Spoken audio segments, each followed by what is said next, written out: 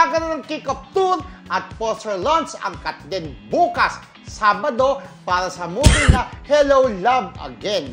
Magsisimula na nga rin ang paglusob ng dalawa sa mga mall simula next week at i-make sure na malilibot ang Pinas para may promote ang kanilang pelikula.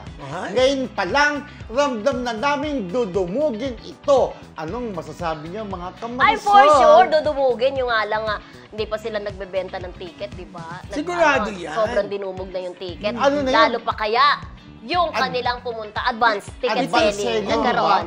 Oo, ito yung nagkaroon. pelikula na na hindi pa pinapalabas, Oo. ginagawa pa lang, pero ang dami ng interesado, no? Yes. Na bumili ng tickets at manood ng pelikula ng maaga. At ngayon pa lang talagang pinaghahandaan ng mga panyay ng Katden ang black screening, Oo. di ba? I'm sure Naka-ready na sila. I'm sure tatawid na naman si Catherine, di ba, sa kung saang network si Alden, di ba? Ang pagkakaroon po yata, nag-guest nung kahapon yata doon sa Family Feud.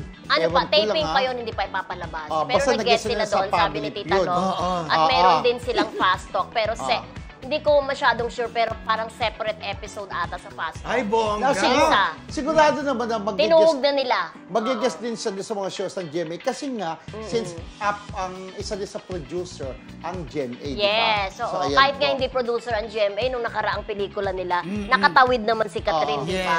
Ano sila rin friendship na Friendship ngayon na sila, sila. di And ba? take Oo. note ha, iikutin nila ang buong Pilipinas, kaya abangan ng Katden sa Yes. paglilibot nila sa mga mall sa buong Oo. Pilipinas. I'm sure marami na namang paayuda at matutuwa na naman ang mga kaibigan nating mga Katden Alam mo, dyan, di ba? ang pagpopromote, napakasipag si Alden. Kahit yung movie nila, di ba, ni Julia?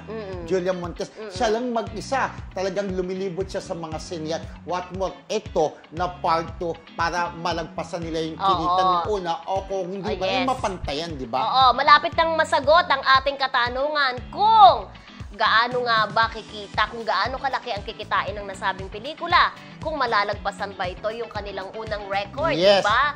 Oo, O kung kung maaagaw ba ang record ng Rewind. Yes. At Diba? kung... Pero ang sigurado, Oo. mas kikita ang pelikulang ito sa pelikula ng Josh Lee. Yes, Ay. actually, yun nga sasabihin Diba? ko, kung malalagpasan ba nila Yes. ang kinita ng Oo anak naman. ng Just Lia. Yes. Sa basher natin na hindi daw na nagbabalita ng Katden, Oo. ha? O ayan, ibinalita na namin Ako, ng Katden. ako naniniwala ako. Stop! Nakikita yon. Sabi, stop in the, The name of love.